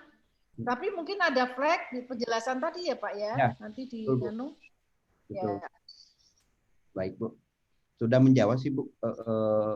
Izin Pak Karo sudah, kalau di kita sih sudah menjawab Pak untuk secara pelaporannya tadi. Jadi intinya ya walaupun misalkan pada saat pembuatan jadwal begitu di pelaporannya, ketika mahasiswa ini mengambil mata kuliah di lain, artinya dosennya itu kosong, kita kosongkan begitu. Kita kosongkan, tapi nanti di akhir semester nilainya akan kita sesuaikan. Seperti itu mungkin Bu penjelasannya. Ketika tadi mahasiswa kita ngambil mata kuliah luar, nah itu kan secara KRS harus ada di semester berjalan. Nah, saat ini setiap KRS itu kan harus ada dosen pengampunya, pengajarnya. Nah, tetapi kan karena ini diajar oleh kampus lain, sehingga pada saat laporannya mungkin nanti kita tidak melaporkan dosen pengampunya nih Bu. Seperti itu.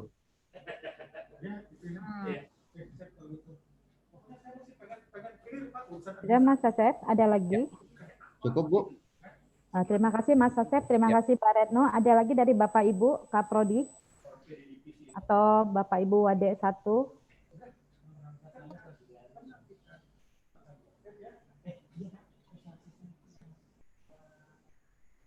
Bu Retno izin Bu, materinya ya Bu, saya ingatkan kembali Bu, bisa di-share di chat ya Bu. Oh iya. Banyak tapi yang sebenarnya saya sudah kirim juga ke Pak Yatno loh. Oh sudah ya Bu, ya udah nggak apa-apa Bu. Ya, terima kasih Bu, nanti dari Pak Yatno kita akan share. Ya, makasih Ibu. Ya. Pak Henry mau bertanya Pak Henry? Ya, izin Bu Lydia. Ya, silakan Pak Henry langsung ke Bu Retno. Ya, terima kasih. Selamat siang Bu Retno. Mohon izin sebenarnya sih bukan bertanya ya. Jadi benar tadi yang disampaikan Pak Warek kami bahwa memang yang kita lakukan saat ini sebenarnya adalah ke tingkat teknisnya sebenarnya. Jadi kami udah berulang-ulang rapat tentang ini, dan kemarin setahu saya juga kenapa ini jadi diundang dari Belmau, dari Dikti, karena memang pada saat itu kami kesulitan nanti bagaimana pelaporannya ke PD Dikti. Disitulah sebenarnya awal dari pertemuan ini gitu. Jadi oleh karena itu mungkin mohon nanti Bu Retno mungkin mengarahkan tim teknis di Dikti itu siapa, supaya bisa connect langsung dengan Mas Asep mungkin atau dengan Pak Karo kami ya. Jadi sehingga karena kalau saya lihat masih banyak persoalan sesungguhnya yang muncul secara teknis. Nah, contohnya seperti ini kan kami sekarang lagi pertukaran mahasiswa untuk Permatasari, lalu 3 UPN gitu ya. Nah, sebentar lagi mahasiswa ini mau mengisi KRS, yang mereka isi itu apa gitu. Jadi kalau belum ada di sistem, ini belum bisa mereka mengisi KRS. Padahal ini dibatasi oleh waktu. Semuanya serba cepat, seperti itu. Jadi mungkin mohon nanti Bu Retno bisa memberikan siapa tim teknisnya di Dikti yang langsung pas mungkin connect sehingga persoalan-persoalan yang teknis seperti ini bisa langsung teratasi seperti itu. Mungkin itu aja mungkin dari saya. Terima kasih. Terima kasih Pak. Terima kasih Pak. Silakan Bu Retno. Saya kira Pak Henry, jadi feeder itu sudah disiapkan Pak Henry. Dan panduannya juga sudah ada di laman PD-Dikti. Cuma memang sosialisasi clear, sosialisasi fisik seperti ini belum dilakukan kepada PTN. Tapi kalau kepada seluruh L2 Dikti, seluruh PTS sudah Pak. Ini yang memang karena memang ya kemarin 2020 habis sih, jadi Pak harusnya si Februari ini kemarin, tapi direncanakan Februari ini rasanya akan disosialisasikan kepada seluruh tim PD-Dikti di PTN supaya bisa mengisinya. Saya kira itu, tetapi panduan dan ininya sudah ada Pak. Jadi tadi Pak Asep juga sudah bisa membuka dan sebetulnya tinggal memasukkan gitu ya, sesuai dengan, karena ini adalah sebetulnya kebijakan di internal perguruan tinggi. Perguruan tinggi tidak akan sama, setiap perguruan tinggi pasti akan berbeda. Karena dia akan memilih mana pilihan yang menjadi MBKM ini, apakah yang terstruktur, atau yang blended, atau yang bebas. Ini ada pilihan-pilihan sudah ada Pak. Jadi tinggal perguruan tingginya, tetapi yang jelas tadi yang saya terpenting adalah tadi, aturan ini harus clear, karena ini menjadi kebijakan dari internal perguruan tinggi. Saya kira begitu Pak Henry. Sudah bisa menjawab Pak Henry? Tinggal mungkin koordinasi dengan tim PD-Diktinya juga supaya tidak salah memasukkan apa yang memang harus dilaporkan begitu. Ya, makasih Ibu. Terima kasih Bu Retno. Ada lagi Bapak Ibu? Ya. Assalamualaikum.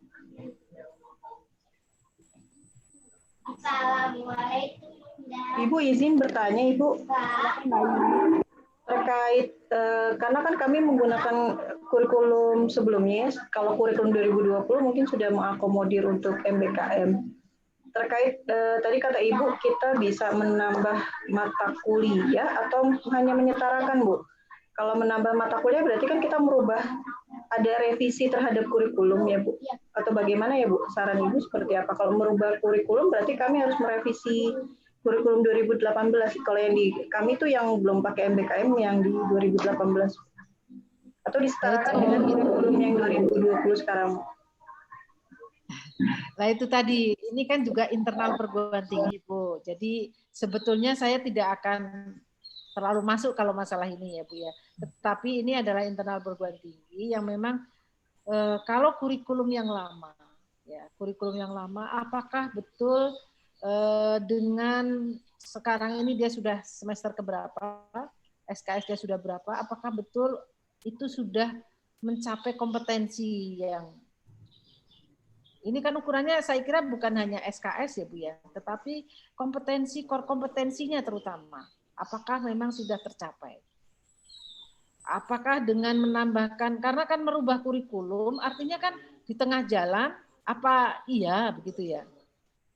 Nah, ini yang mungkin perlu dirumuskan di perguruan tinggi. Saya tidak mau masuk ke, karena ini adalah kebijakan adanya di perguruan tinggi. Tetapi kalau perguruan tinggi merasa Ibu merasa yakin betul bahwa memang dengan mata kuliah yang lama, kurikulum yang lama, terus ditambah dengan adanya prodi yang mereka ngambil mata kuliah di tempat lain, apakah tidak mengurangi core kompetensi yang memang seharusnya dicapai dengan menambah atau dengan hanya menambahkan mata kuliah yang tadi. Jadi saya kira ini semua sebetulnya kebijakannya ada di perguruan tinggi. Baik Bu, kalau di kami memang untuk mata kuliah yang diambil sama mahasiswa di luar memang yang sudah kami arahkan sesuai dengan core kompetensi sih Bu. Cuma makanya takutnya kalau yang harus ditempel-tempel di itu kan kami bingung ya, tapi kalau penyetaraan mungkin akan lebih mudah ya Bu. Ya, itu makanya tadi Bu ada kesempatan tadi, ada yang terstruktur, ada yang memang modified. Jadi inilah kalau memang dia sudah ngambil umpamanya artinya ada mata kuliah yang memang tidak dikorbankan, istilahnya saya dikorbankan. tetapi dia mengambil mata kuliah lain yang memang sebetulnya outputnya CPL-nya mata kuliah itu sama atau seperti apa? Ini yang sebetulnya yang bisa melihat adalah pembimbing akademik dan juga dosen tersebut. Kan seperti itu. Baik Bu, terima kasih. Jadi tetap kompetensi disesuaikan dengan CP dan CPL yang kita sudah buat ini. Betul. Oke, baik. Terima kasih Bu Retno. Terima kasih Mbak Yuni, makasih Bu Retno. Ada lagi Bapak Ibu? Ada lagi Bapak Ibu yang ingin menanyakan atau Pak Karo? Ya, sebentar. Jadi Bu Retno, Ya, ya Pak. mungkin Ya. kita mau menanggapi. Kalau kita misalnya tadi ya ada yang sudah di core kompetensinya sudah terpenuhi, kemudian ada beberapa mata kuliah sebagai contoh, tapi yang sangat ekstrim yang misalnya di teknik tadi kan mengambil seni kuliner. Itu bisa dimasukkan di bagi tambahan ya. Tadi kan ada sebagai tambahan dan juga tambahan. nanti dijelaskan di SKPI Pak. Mungkin bahwa dia juga dia mengambil mata kuliah ini di tempat lain sehingga dia sebetulnya selain dia punya mencapai kompetensi sebagai teknik, sebagai sarjana teknik, tetapi dia punya kelebihan, dia mempunyai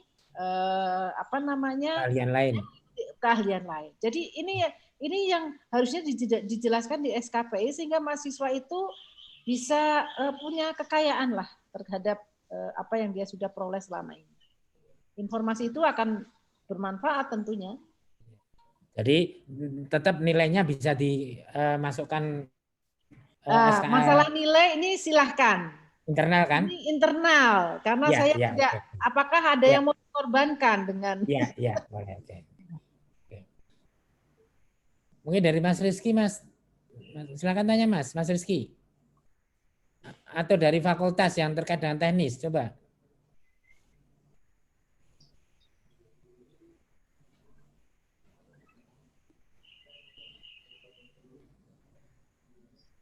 Mas Anas? Mas Anas? Kalau memang. Yang nggak ada? Bapak Ibu. Silakan Bu Lydia. Kalau tidak ada lagi pertanyaan, mungkin kita sudahi ya Pak, karena mungkin ini teknis, nanti mungkin di sini nanti ada intens nanti komunikasi. Tadi Bu Retno sudah, Bapak Ibu, tadi Bu Retno sudah menjelaskan mengenai cara pengisian ke PDDiktinya dan sistem penjaminan mutu dengan implementasi MBKM ini, dan sebenarnya kalau yang saya tangkap bahwa penjelasan di SKPI ini memang sangat penting gitu ya. Apakah nanti dalam hal ini terjadi dalam hal ini ekuivalensi yang dibuat Bapak Ibu ataupun kelebihan daripada mata kuliah dari kurikulum yang sudah ditetapkan. Demikianlah webinar kita hari ini dengan tema implementasi pelaksanaan program Mereka Belajar Kampus Merdeka atau MBKM, mata kuliah dengan cara pengisian ke PDDikti sudah kita dapat selesaikan dan semoga webinar hari ini bermanfaat. Saya kembalikan ke MC, silakan Mbak Mila. Baik, terima kasih kepada Ibu Lydia yang telah memandu acara webinar pada siang hari ini. Kami ucapkan juga terima kasih kepada narasumber kita pada Ibu Dr. Andara Retna Sunarni, MPD, selaku Koordinator Penjaminan Mutu Direktorat Pembelajaran dan Kemahasiswaan Kementerian Pendidikan dan Kebudayaan Republik Indonesia, yang telah berbagi bersama kita di sini. Semoga dapat dipahami oleh seluruh peserta yang hadir pada siang hari ini. Baik, diskusi tadi sekaligus menjadi rangkaian untuk kegiatan kita pada hari ini. Sebelum live Zoom meeting ini, mungkin dipersilahkan untuk mengisi daftar hadir pada siang hari ini. Sebelumnya saya Mila Amalia Rahman, pamit mohon undur diri dan mohon maaf apabila ada kata yang salah. Stay safe, stay healthy, dan salam bela negara. Wabillahi taufiq wal hidayah. Wassalamualaikum warahmatullahi wabarakatuh. Waalaikumsalam. Waalaikumsalam. Terima kasih. Ada foto bersama ini Bapak Ibu. Foto bersama dulu. Mila, jangan foto bersama dulu. Baik, dipersilakan Bapak Ibu untuk on cam. Mungkin Mbak Disa bisa dibantu untuk foto bersama. Halo Mbak Disa.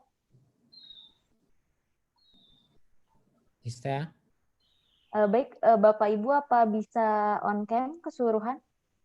Iya bisa Mbak. Mungkin seluruhnya Bapak Ibu untuk yang belum on cam kami persilahkan untuk mengaktifkan terlebih dahulu kameranya.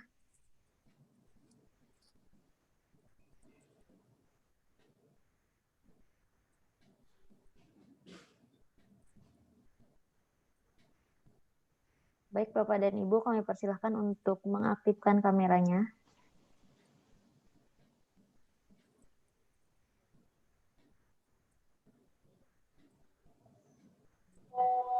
Masih banyak yang kosong-kosong.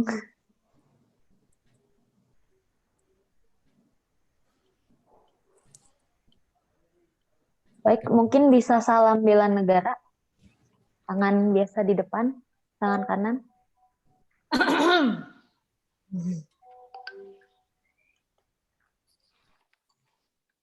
Baik, Mbak Disa udah bisa? Bisa Mbak. 1, 2, 3.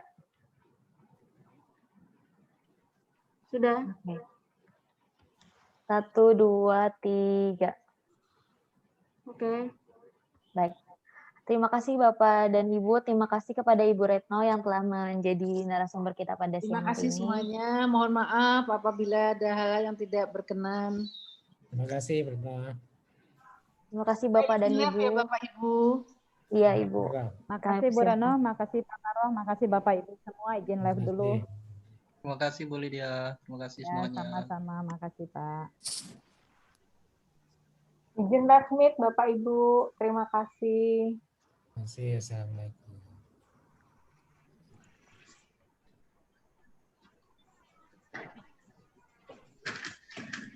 Cepat banget live-nya.